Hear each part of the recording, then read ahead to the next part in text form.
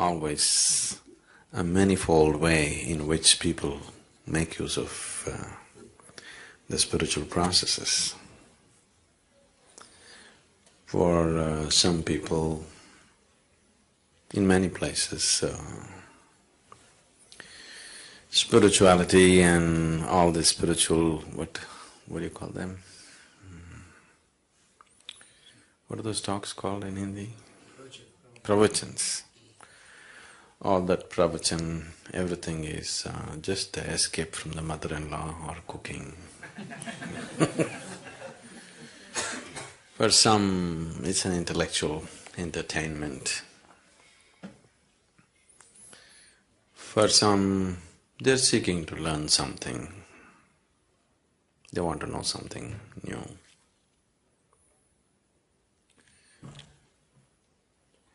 A few people are wanting to, bring about some changes in their life. They want to become a little more peaceful, a little more loving, a little more something else.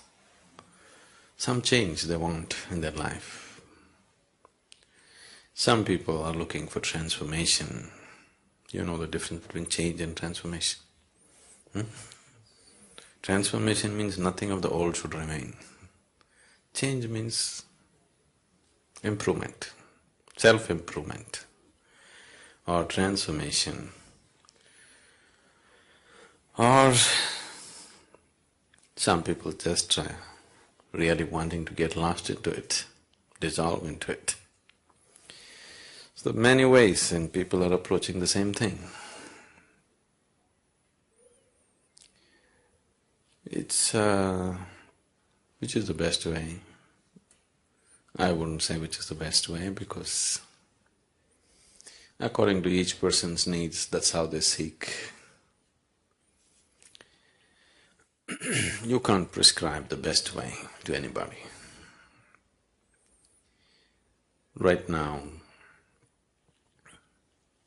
generally the human nature is such that whatever they don't have, that's what they will seek. They don't have health, they're seeking health as if it's the ultimate thing.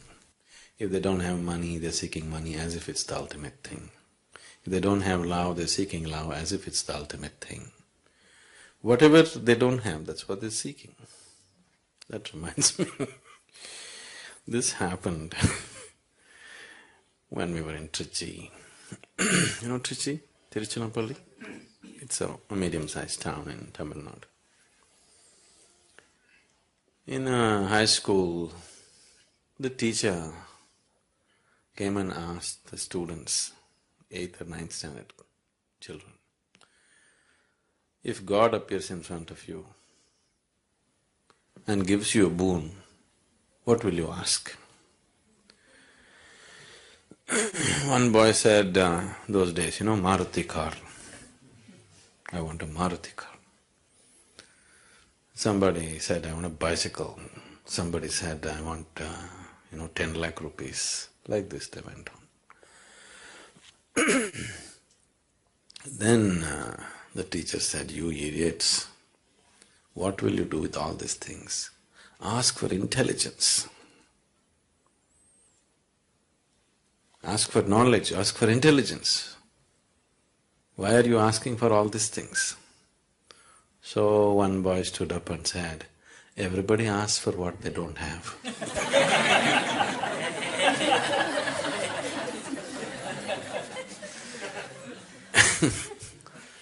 So, everybody is seeking what they don't have, isn't it? Now if you go by this, when a human being goes by this process of asking for what he doesn't have, then it's an endless process. Because what is it that you have? What you have is so little. If you go on asking for what you don't have, you need 1,000 years and still you will be nowhere. If you start seeking the next thing that you don't have, it's an endless process, self-defeating process, isn't it? It seems to be taking you somewhere, but it doesn't take you anywhere. So, what is this about? If you don't seek, if there is no seeking, you don't go anywhere, Why would you go to any place if there's nothing to seek? Because that's the very basis of your activity, desiring and going after it, isn't it? The objects of desire may change and people may think one object is better than the other, but it's not so. Whether you're seeking money or home or intelligence or knowledge or God or this or that, desire is desire. The object of desire just changes the directions of your destination, but doesn't change the process of life as such. And the essence of life is in its process, isn't it? Where you got in the end is not the point really. In many ways, right now, the essence of life is how you're experiencing it right now. So, one's quality of life, if we are changing or if we're wanting to experience life in a little better way or in a much better way, whatever,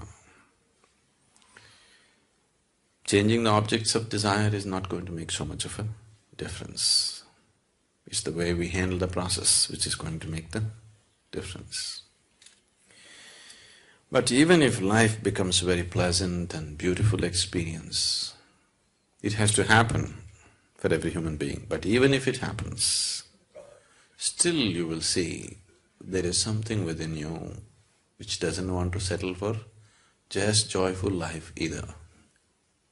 You're very happy, and after some time, even that doesn't seem to be enough. Because happiness is missing, right now the whole life seems to be pursuit of happiness. If you're joyful, then you will see it's not enough. In fact, if you're very happy, you will do many more things than when you're unhappy. Isn't it so? Because now you're charged and now there's nothing pulling you back. You have all the enthusiasm to go about and do lots of things. So there is something that this life is longing for. It's not a desire, it's its destination. It is not something, a desire that you created or I created. It is just longing to go towards a certain destination. The only choice that we have is either to move towards this destination consciously or unconsciously. Anyway we are moving. Whether to go towards it consciously or unconsciously. If we are dragged towards something unconsciously, even if we are dragged towards heaven, we will suffer the dragging, isn't it? Yes? Now we grab you and we'll drag you out. You don't know where you're being dragged. You will suffer this. We will take you and put you on a beautiful beach. But that's later. But right now, all along from here to there, you are going to suffer it terribly, isn't it? So if you walk towards anything or if life drags you towards a certain direction and you are unconscious about it, you will suffer the process immensely. So if you look at it consciously, if you go towards it consciously, then the process becomes beautiful. That's all the choice we have really. And once we are conscious, we naturally hasten the process. Whatever we are unconscious of, and that level we suffer, you must understand this. See, right now you're driving on the street. You are completely unconscious of who is coming behind you, who is coming in front of you. Now you are going to get into one kind of physical suffering. Because you are unaware of the physical reality, physical suffering will come, something is going to break, isn't it? Now you are unaware of what is happening in your body, another kind of suffering will come. You are unaware of what's happening in your mind, another kind of suffering will come. You are unaware of what's happening in your family, another kind of suffering will come.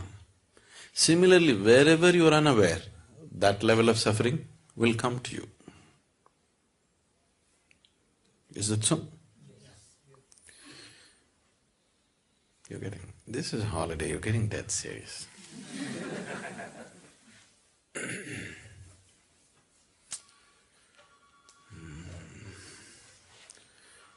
Once a pirate, no pirate? A pirate walked into the bar. The bartender knew him from long ago, he's seen him just the previous year and now he's come back after his expeditions. He looked at him and said, "Hey, what happened to you? You look terrible." The pirate said, "No, I'm just feeling just about fine." Then the bartender said, "But what happened to your leg? Why the wooden leg?" "Oh, that we were just having a battle with another rival group and I saw a cannonball coming straight at me. Before I could move, it hit my right leg and I'm doing quite fine with the wooden leg. I'm pretty good." Then the bartender said, "What about the hook? He said, left hand you have a hook. What happened to that?" "Oh, we were just having a sword fight for fun and my left hand got chopped off. But I'm doing quite fine with this hook." In fact, it's more useful than the hand. Then he asked, "What about the eye patch? You lost one eye, what happened?"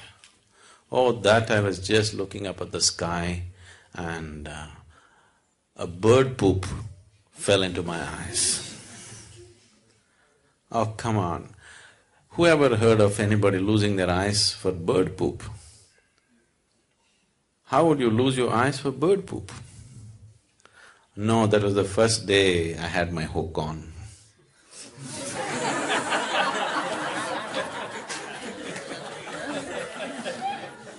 Whatever you are unaware of, there you suffer, isn't it? There, that brings suffering to you. So, we're talking about awareness. Awareness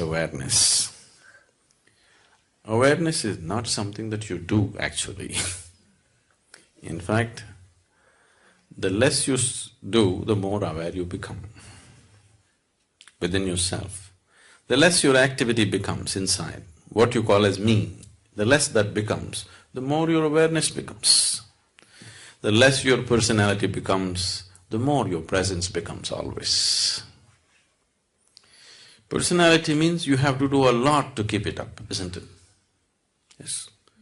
Most of the activity that you're doing to keep up your person is unconscious, but you're doing enormous activity to maintain a certain personality, isn't it? If that activity gets lowered, suddenly awareness gets heightened, because awareness is not something that you do. The very life is awareness, isn't it? The very basis of life is awareness. You know that you're alive only because you're aware, isn't it?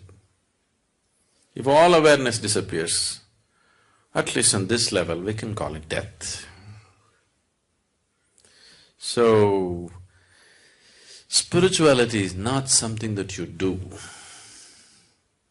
If you stop doing all your nonsense, you're spiritual. No? Unnecessary nonsense if you stop, spirituality is, it's not something that you have to do and make it happen or create it. It's not so. But still, why? If that is so, why am I doing my pranayam in the morning? Oh! Even in a resort they made us do it.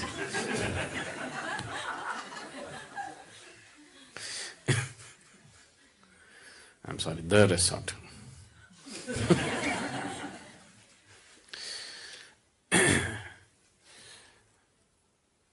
That's because there is no breaks in your activity. What you do within yourself, you have no breaks on it. So, we are creating a certain physical, mental and energy situation where everything gets diverted from your activity. Slowly, the practice establishes a situation where the life energies raise to a certain pitch and intensity that slowly the activity becomes insignificant. It's still there. It's still happening. You've seen this in Shunya meditation, you just said. Activity is still happening, but it's insignificant. The same activity which was so significant has become insignificant. We have not stopped it. We have not done anything to hold it down, but somehow it has become not so important. You see this happening? When you just sit and meditate in shunya, everything is happening, but it's no more important. It's lost its significance. It's lost its impact upon you. It's lost its influence upon you. It doesn't mold you anymore. All the activity of the mind stops molding you. You are no more being molded by that activity. This this whole distortion that we have done to life in the form of creating our person.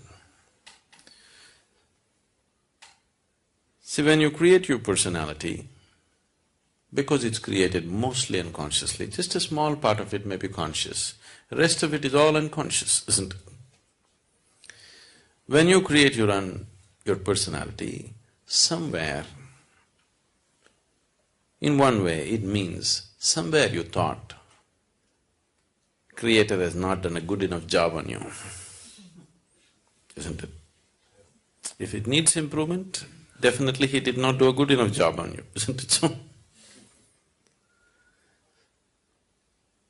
So why would you feel that such a grand creation is not good enough?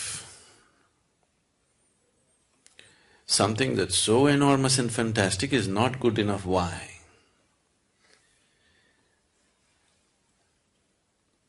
Because in this simple process of self-preservation, there is a simple basic process which is built into every cell in our body. Every worm, insect, animal has this. We also have it. This simple process of self-preservation, we don't know where to contain it. It has just spread itself into everything. Because it spread itself into everything, you have to create a small person of yourself who will defend himself all the time. As we've been looking at in the programs, the only thing that needs preservation is your physical body. Your personality, we must maul it every day. It should be okay, isn't it? If every day if you can make mincemeat out of your personality, you could create another one tomorrow morning, isn't it? Isn't it so? We've been trying to do that gently, because if I go very hard at it, you'll run away. Gently, step by step, we're trying to make mincemeat out of your personality so that it becomes a flexible aspect. You cannot live without a personality. You need one to exist here, to go about in the world, do your work, manage things. But if it's a flexible thing, that in different places, as it is necessary for the situation, you can put on the right kind of personality, then it would be fine. But right now, it is like a rock, it sits on you all the time. Anything that doesn't fit into its ambit, it makes you suffer, isn't it? Who drew this caricature that you call as myself? Definitely yourself, but influenced by so many people around you. You're 15, 16, you go and watch a Amitabh Bachchan movie, you come home and try to walk like him unconsciously. Yes, isn't it? Sometimes maybe consciously, but most of the time unconsciously, isn't it? So, this caricature came into existence because of all kinds of bits and pieces that are gathered.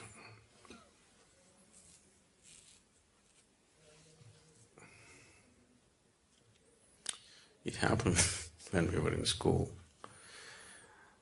There was a boy who was studying with me, who had an excellent hand, he could just sketch anybody with whatever kind of distortion he wanted. So, there was one very hated geography teacher.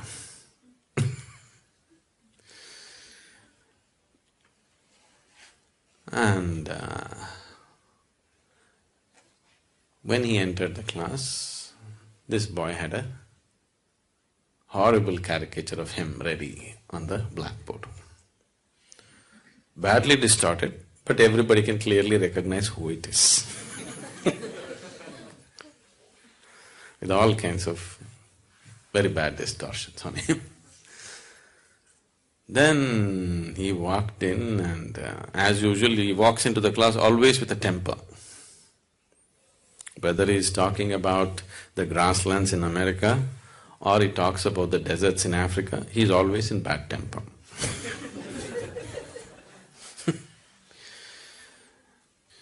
The moment he saw, he just… one thing he was angry, another thing he was somehow hit by the whole thing, the distortions. Then he asked, who is responsible for this terrible atrocity? As usual, everybody will suddenly interested in geography, very studious and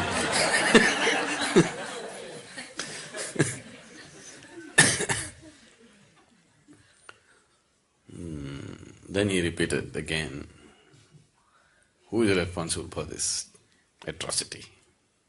He thinks it's an atrocity. We thought it was an appropriate thing. Then somebody made up their mind and stood up and said, we really don't know, but it should be his parents.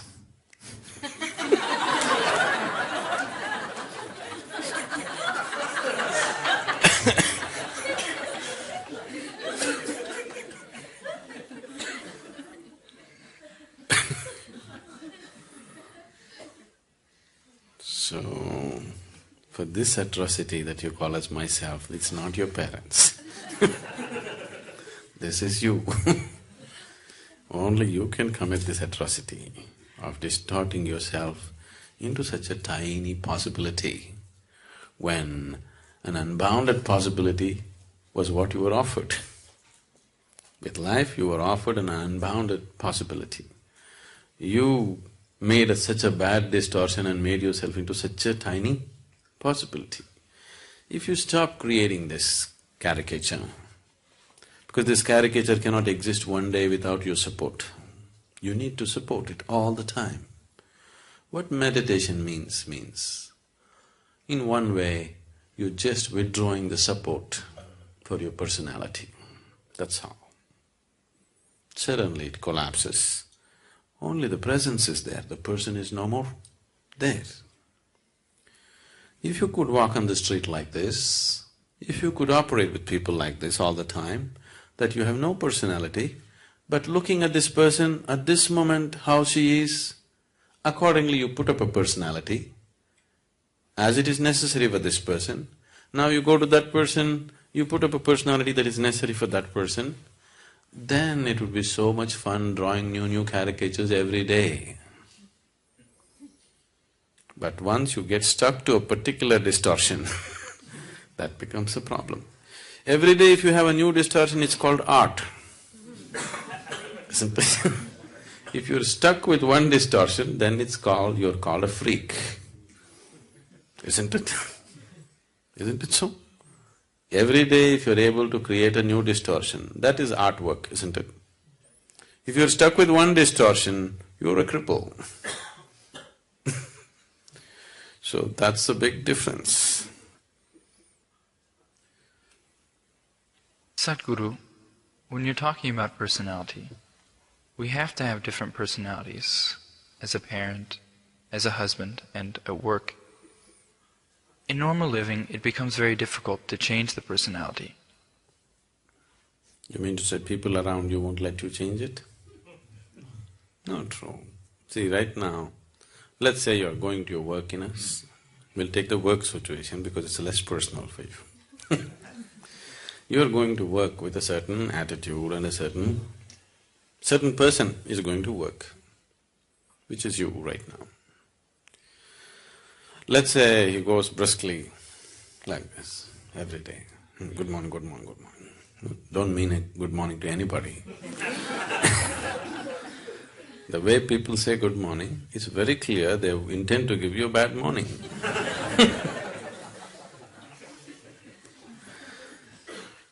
So, suppose you are going like this. Tomorrow morning, if you go, really say good morning to people and smile at them and maybe hold their hand and ask some personal question, talk to them and go in, maybe you'll waste 5–10 minutes going into your office. But if people around you are happy, you'll have a lot of extra time on your hands because they'll run around and do things better, isn't it? If you have people who are sitting there with a grouse, then they will make your life miserable in so many ways, not one way. You have to live with them, but these people have a grouse against you, they are going to make your life so bad, isn't it? Now, can I change my personality every day? Won't it confuse people? Not at all, they would enjoy you most. Isn't it so? And will it bring down your efficiency of work? Definitely not. It is not because of the compulsion of the situation you've gotten stuck with one personality. It is just that the whole construction of the personality has happened in unawareness. That's why you're stuck with one personality. Now you said, we have one kind of personality at home, another with children, another with work and outside. If you look at it, it may not be true. You may be functioning in different capacities. The requirement of how you function may be different, but still the basic personality may be same everywhere. The underlying personality is still the same. You can change that also and it'll be so much fun for you to change that. It'll be absolute fun for you to change that because you can experience a whole new person all the time. After all, it's your creation. So why should it be limited to just one way? If God had fixed a personality for you, that's all there is. But when you have built it, like you change your clothes every day in different ways, isn't it? But most people cannot even change that, isn't it? They've gotten used to a certain thing and that's all it is, isn't it so? I think we should have done something today. Everybody should dress in a completely different way and come. Not your usual kind of clothes. You're wearing pants all the time, today you wear a sari and come. Just loosen yourself up a little bit, it's important. The reason why what is the very essence of life is missing in people's life is because they become stiff. And spiritual people are stiffer than anybody else. Isn't it? They are so stiff.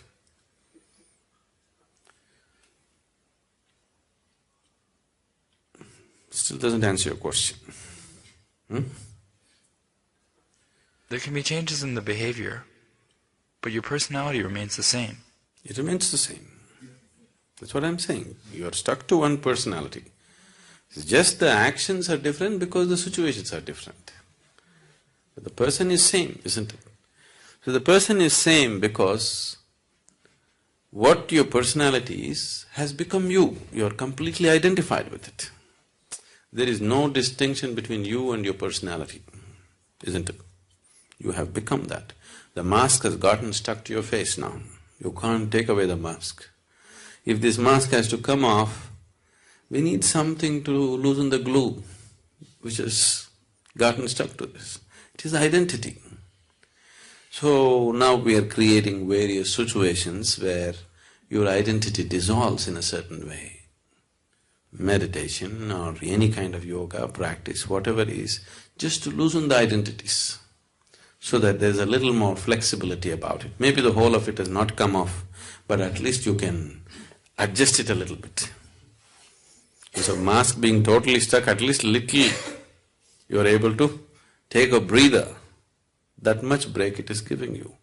But if you work a little more with this, you can take it and keep it off. Now people, when they come to advanced programs, 3 days or 7 days they're in samyama or bhavaspandana, the person that you are, you'll just simply forget who you are. You don't know who you are. It'll become like that because the situation created is so intense and so different. Everything that you know as normal is broken. After some time you don't know who is here. After the program is over and you come back, you just wonder, is it me who went through all that? Most people can't believe that they actually went through samyama and came. Simply because it's created like that, the whole situation. Not only the meditation process, the situation also is created in such a way that it doesn't assist your personality in any way. The whole thing is to take off all the supports, because your personality cannot exist for a moment without your support. If you involve yourself in any intense activity, it could loosen up a little bit. But that is haphazard. For example, let's say you go and play a game. Those moments of total involvement, you may lose your personality. But that is a haphazard way of attempting it. Now we are looking at how to approach it scientifically, how to dismantle all the scaffolding that is holding it up. If you have noticed this, people who are very, very committed and enjoying the process of working, they always have more flexible personalities than people who are working towards a goal. Is it so? Have you noticed this? Because just the involvement with the work, total involvement, those moments the personality becomes little loose. But people who are working towards a goal, that they want this to happen, those people have strong personalities always. The fundamental basis for your personality, the building blocks for your personality is likes and dislikes. I like this, I don't like this. A complex system of likes and dislikes is what your personality is, isn't it? See, what's the difference between you and the next person? Your likes and dislikes are different, isn't it? Now, the basis of yoga is just this, to help you beyond these likes and dislikes. Whether we're talking responsibility or inevitability or whatever else we're talking, fundamentally it is to destroy the process of like and dislike. See, existing in the world with likes and dislikes is a very foolish way to exist. But unfortunately, the logical mind thinks, I'll do what I like, this is my freedom. The very basis of your bondage is in your likes and dislikes, but your mind makes you believe doing what you like is your freedom. Isn't it? All the time, everywhere in the world, people believe doing what I like is freedom. Please look at it carefully. The very fundamental basis of your bondage is in like and dislike.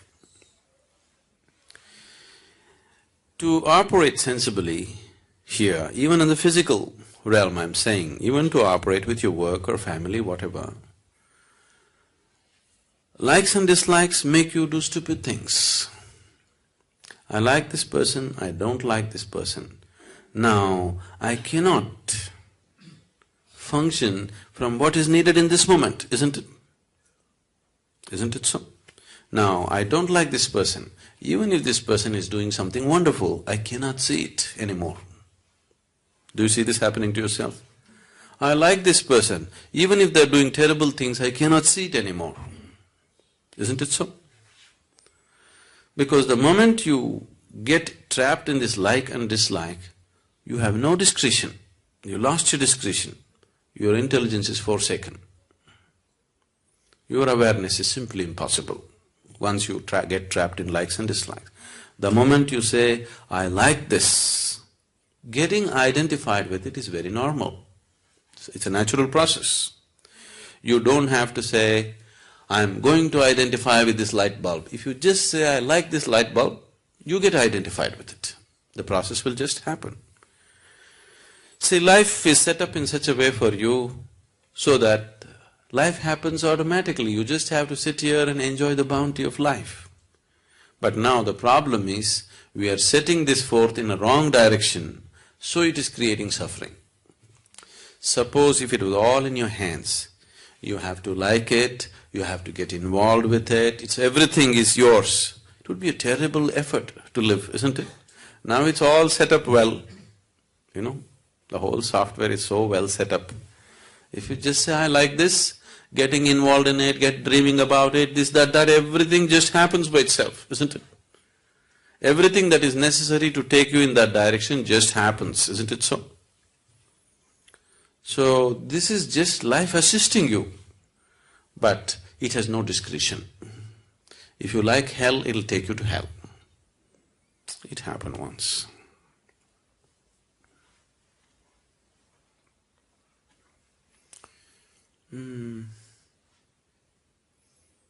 What do you call a person who hires people in a corporation or whatever? HR? Okay. The HR director in a corporation died and went to heaven. There, Saint Peter said, see, because you are the first HR person to come to heaven, we will give you a choice. If you want, you can stay in heaven because you got the passport. But before you go to heaven, if you want, you can have a view of hell. If you wish to stay there, you can also stay there. This is a lady HR person. She said, no, why would I want to go to hell? I want to go to heaven. He said, why wouldn't you want to have a look at it? I said, okay. She got in the elevator, went ding down. Then the elevator doors opened, and it opened into a beautiful garden. On the poolside, very beautiful people are swimming, sunbathing, and there's a wonderful golf course, and then a nice clubhouse, the works. She said, oh, this is great hell. She had a view of that, and then Saint Peter said, okay, you have a view of heaven, then you choose. Then she got in the elevator, it went up. Supposed to be down and up, okay? That's a direction, at least you better know. Now we are down.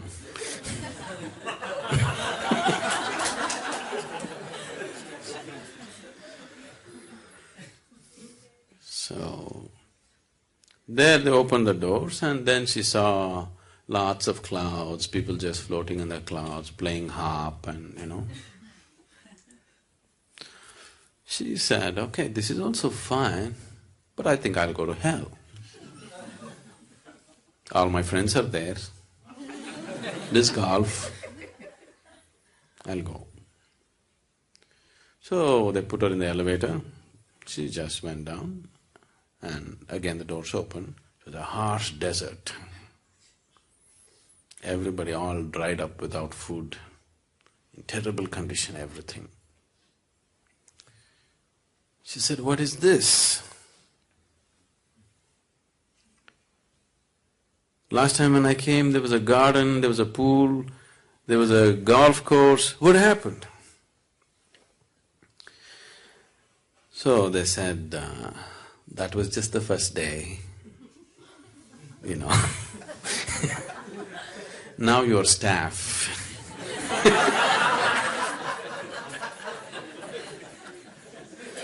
That was the interview. Now you're staff. All your life you did this to people, so this is your choice.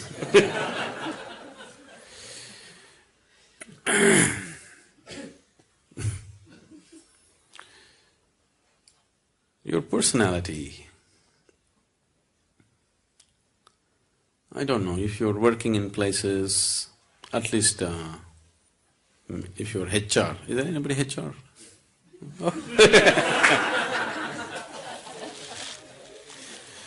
Especially if you're HR, maybe, you also. You're supposed to size up a person, Somebody new walks into your office, you're supposed to size them up, where they will fit into this whole machine of an organization. So, if you're willing to look, people's personalities are always hanging out,